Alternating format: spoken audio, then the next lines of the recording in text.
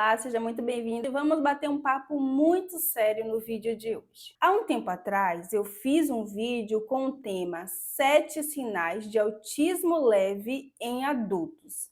E aí no título eu coloquei, sinais de autismo leve em adultos, homens e mulheres, e aí um teste de 1 minuto para a pessoa poder fazer aquele teste e ter alguma clareza sobre a possibilidade de ter ou não o autismo. Eu vou deixar o link do vídeo aqui na descrição e também no card no final. Só que esse vídeo ele começou a tomar uma proporção maior recentemente. E aí eu recebi um comentário muito interessante que eu quero ler agora aqui para você e eu vou compartilhar a tela para ficar melhor para você conseguir ver direitinho. O comentário foi o seguinte: as pessoas insistem em usar os termos leve, moderado e severo. Isso já entrou em desuso há muitos anos e foram substituídos por níveis de suporte que nada têm a ver com esses termos. É tão antigo que os próprios níveis de suporte também estão sendo eliminados e no ano que vem não entrarão mais nos diagnósticos. É necessário se atualizar quanto às leis, ao novo DSM e às necessidades das pessoas para não espalhar desinformação. Obviamente, essa pessoa ela vem com um comentário que pode ter a melhor das intenções, para a comunidade autista, mas é um comentário que ele vem com um peso, assim, sabe, aquela briguinha que a gente já conhece, e isso me leva a pensar sobre qual é a importância da gente se atentar tanto para os termos técnicos que o DSM traz. Quando a gente fala termos técnicos, já estamos falando de algo que é mais do campo técnico, é mais para o profissional compreender como funciona e de uma maneira mais simples vai sendo passado para a família, o que não quer dizer que a família, que o paciente, ele não deva conhecer esses termos também. Mas são termos que são utilizados para trazer clareza para o profissional de qual é a melhor intervenção para aquele paciente. Aí tem outro comentário, depois desse eu respondi, aí depois você vai lá dar uma olhada para ver o que foi que eu disse, mas aí veio uma mãe de um paciente autista que não gostou desse comentário. E aí ela fala, mas o que isso interessa? Um autista como meu filho mais novo, que não fala, apenas vocaliza, que não escreve nem lê, que tem um déficit cognitivo, tem um autismo severo. Mudem o que mudarem os termos da DSM. Aí depois ela vai explicar que o filho dela tem realmente uma condição muito grave. E tá aqui todos os comentários, se você quiser lá dar uma olhada depois. Diante disso, eu resolvi trazer para vocês quais são os termos mais aceitos e o que significam esses termos, tá? E aí, no final, eu vou dizer para você o que eu penso dessa discussão toda, Qual o sentido para mim, enquanto profissional, também entendendo um pouco de como os pacientes eles podem pensar acerca disso. Claro que eu não estou falando de todos os pacientes, eu não atendi todos os pacientes autistas do mundo, mas eu quero trazer esse ponto aqui para você no final do vídeo, tá? Então, a primeira coisa que eu quero falar é: existia o autismo chamado de síndrome de Asperger, tá? Então, realmente existiu esse termo e era um termo utilizado para caracterizar o autismo na sua condição ali dita mais leve. Realmente foi se compreendendo com o passar do tempo, depois de muitos estudos, que não é um termo que explica melhor o autismo. Então, ele foi realmente retirado. Depois disso, veio os termos leve, moderado e grave. Quando eu utilizo o termo leve no meu vídeo, Eu estou buscando atingir o máximo de pessoas que vai conseguir entender a partir da palavra leve do que mais ou menos eu estou falando, certo? Porque o mais importante é que você tenha uma descrição ali que consiga alcançar um público que não sabe do que você está falando. Então, esses termos, eles de fato caíram em desuso, porque se entende que quando a gente está falando de um autismo leve, não significa dizer que o autismo, em qualquer condição, ele pode ser leve. Ele tem sim todos os seus complicadores. Então, esse termo ele não descreve tão bem o que a ciência entende por autismo, tá? Ok. Feito isso, o DSM, o novo DSM, que é o DSM-5-TR, então é o mais atualizado. Na verdade, o DSM-5 também já trazia. Ele vem com o termo nível 1, nível 2 e nível 3. São níveis de suporte. Eu quero ler para vocês exatamente o que o DSM fala acerca disso. Então, ele pontua: os especificadores de gravidade podem ser usados para descrever de maneira sucinta a sintomatologia atual, como reconhecimento de que a gravidade pode variar de acordo com o contexto e oscilar com o tempo.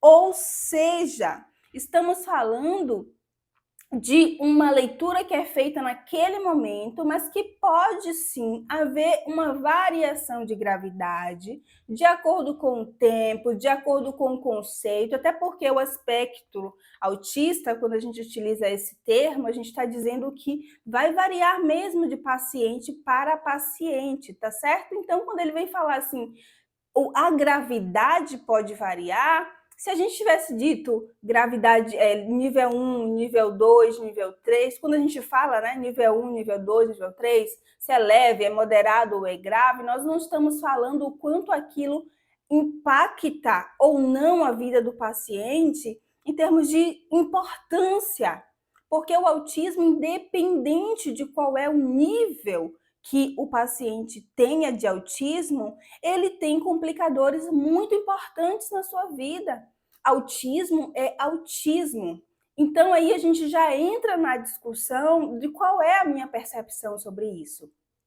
Às vezes, nós polemizamos questões que não cabe tanta polêmica. Por quê? Para muitos pacientes, mais do que você dizer que ele tem o nível 1, nível 2, nível 3, leve, moderado, grave, mais importante é que haja respeito, que haja compreensão. Então, o que falta na nossa sociedade é uma busca genuína por compreender o que é o autismo e respeitar a condição de uma pessoa com autismo, independente se é o nível 1 ou se é leve. Entende? Então, esses termos técnicos utilizados, como eu já disse, são termos para orientar o profissional acerca de qual é a melhor conduta. O DSM-5-TR e os outros DSMs, gente, são construídos por inúmeros profissionais.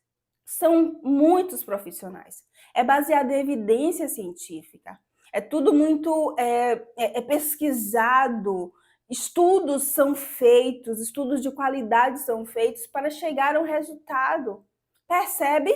Então não cabe que pessoas que muitas vezes nem conhecem outras pessoas com autismo, nem têm o autismo, elas entrem numa discussão só para trazer mesmo aquele tom de intriga, uma problemática, gerar uma problemática que muitas vezes não é o caso, não vai resolver a vida do paciente autista.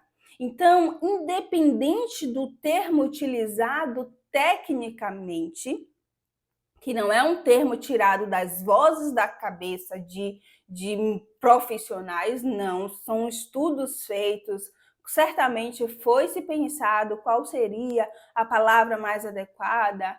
Claro que cada paciente tem a sua especificidade, cada caso é um caso, mas aqui o mais importante a se discutir é que absolutamente todos merecem respeito. E esse respeito não necessariamente está ligado ao termo técnico que eu utilizo para falar da condição daquele paciente, do nível de gravidade daquele autismo, baseado no que foi notado, no que foi percebido, no que foi investigado. Percebe? Então, nós precisamos de instrumentos como o DSM para que hajam parâmetros, para que a gente saiba o que fazer. Quando falamos, por exemplo, sobre depressão, sobre ansiedade, também existem os termos leve, existe o termo moderado, existe o termo grave. Você quer dizer que uma pessoa que está numa depressão leve, ela não tem problema nenhum? Muito pelo contrário. Muitas vezes ela nem a pessoa nem consegue perceber muito o que ela está vivendo, ela também não consegue se dar conta, está fazendo as suas atividades. Não estou comparando com autismo. Uma coisa é uma coisa, outra coisa é outra coisa.